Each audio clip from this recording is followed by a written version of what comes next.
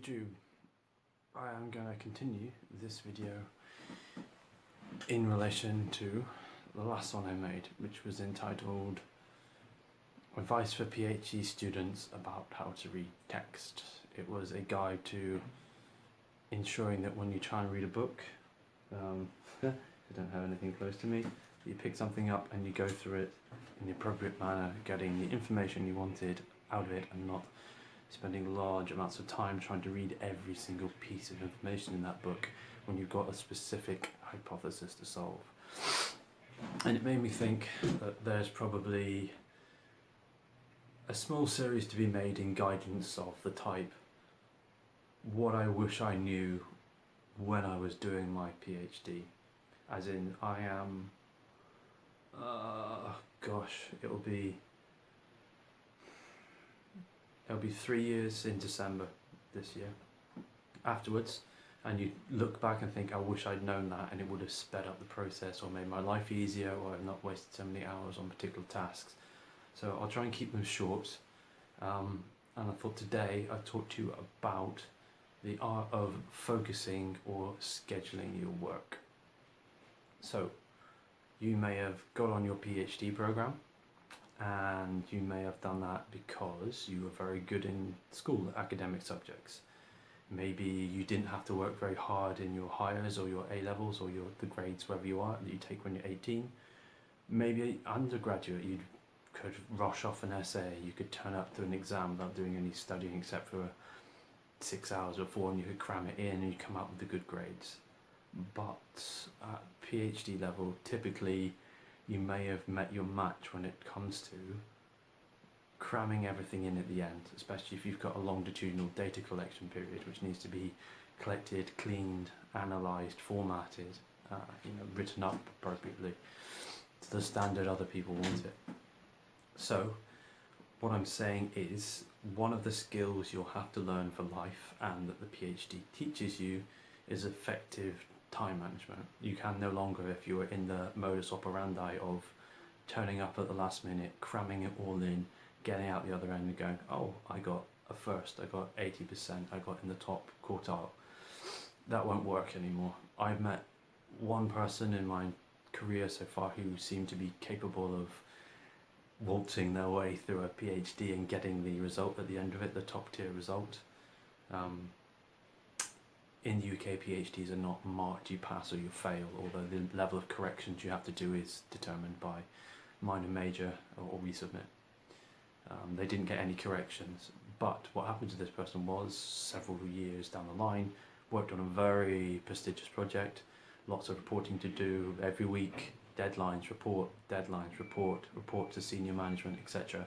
So even if you are that incredibly exceptional person who can waltz their way through this program, if you continue in academia, it won't work, because you will meet more and more structures on your time, pressures on your time, which will force you to either perpetually be stressed or learn a solution to deal with it.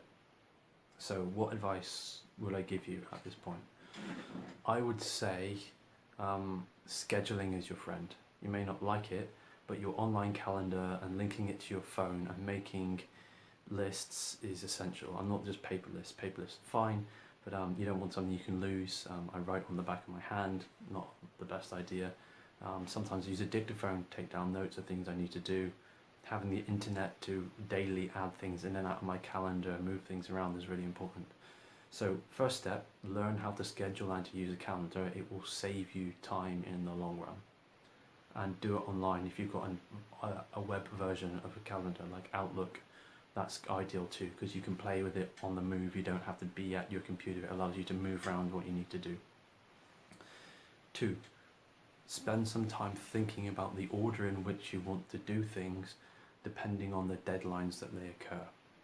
It's too easy to procrastinate and not do the thing that you need to do immediately, because what you want to do is write that paper, the deadline of which is the end of the year, but you've got something more pressing but you don't want to do it.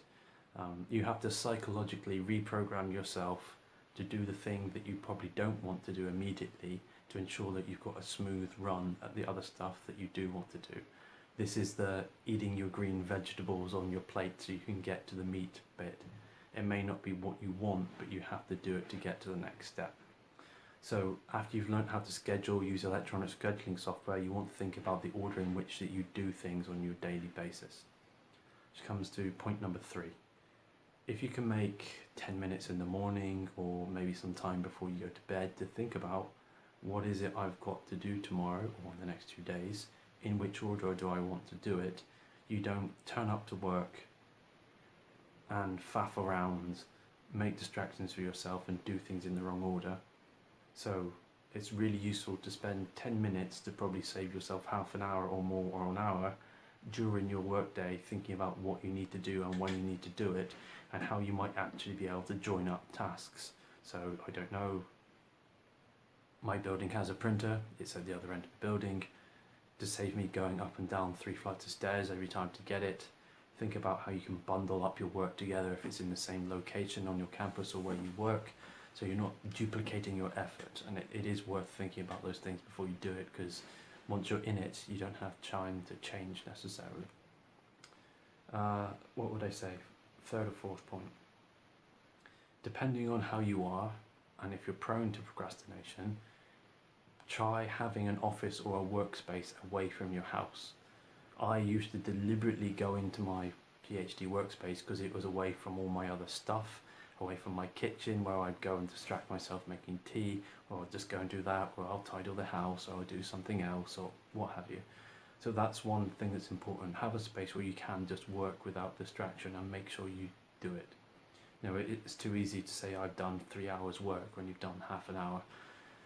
Which comes on to the next point. Depending on how distracted you are and what you've got to do, you may want to consider answering your email and stuff like that at different points in the day.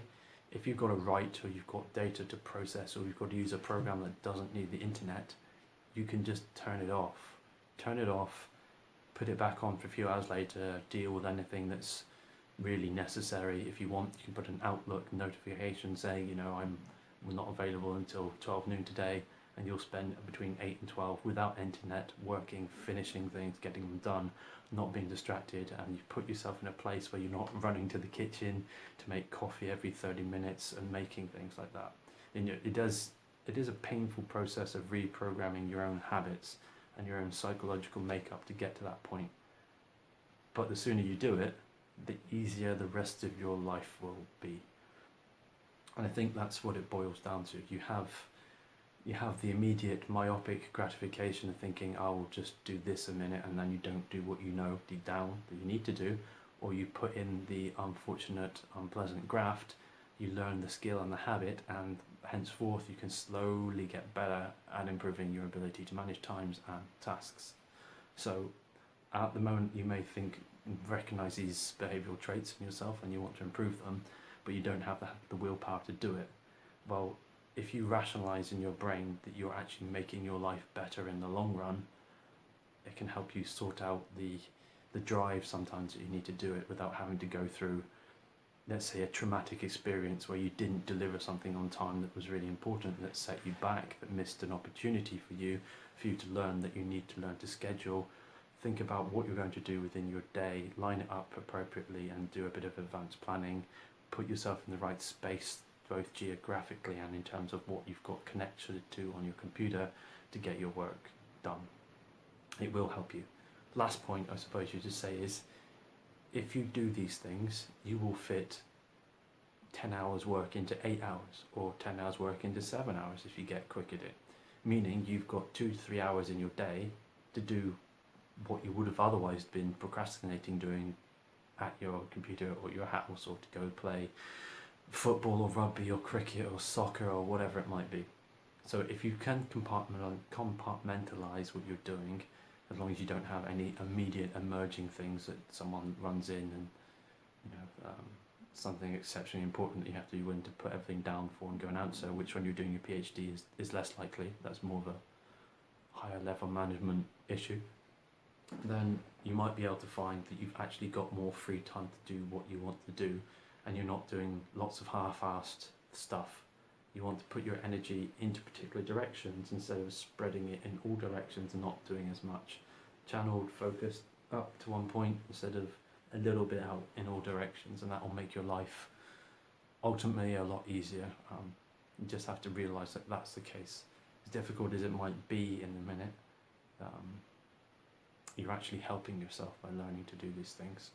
So that's it. I might continue this as in what I wish I knew when I was a PhD student. If it's of any use to you, take it for what it's worth. Not all subjects will have this. Maybe the way you need to deal with your subject is different, but for me, coming out of a health services background, working in medical school, it had to try to learn that. And I ashamedly admit that I had to learn it. The PhD was the process of learning this so I can do it further henceforth in other work. So if you don't do it right now, it's nothing to be ashamed of, but you have the space to learn the skill in that moment. In a way, it's not quite as pressing as it will be when you work a job, because the final point of this is your habit of going and making a coffee when you should be working, your habit of not getting up when you should do to go to work and do what you want to do, your habit of procrastinating and putting off the important thing. Well, when you get in the workplace and your boss turns around to you and says, where's the report, where's the revised paper, where's the grant application, where's the costings, have you just said, well, I wanted a cup of coffee, well, I didn't really feel like getting out of bed to do that at 7 this morning. Well, there literally is the door, because it just won't be tolerated. So whilst you're a student, you can learn those habits, but if you do it in the workplace, you may not find that you're in it for very long. So take the opportunity to pick up the skills whilst you can, make your life easier in the future, and you'll have more time to do what you want, and ultimately probably a more secure job position too. Right, that's all from me today, and have a great time.